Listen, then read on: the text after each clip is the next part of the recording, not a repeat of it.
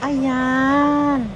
Ayan, kumakain kami dito ng sushi. Dalawa kami ng aking new friend. Ayan. Hetero. Ano ba ito binubusan?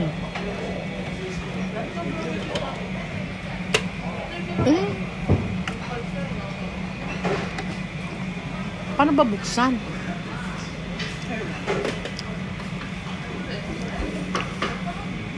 Hindi makuha, hindi mabuksan. Kung bitawan tong ano. Tignan, babayaan mo muna, paikutin muna natin.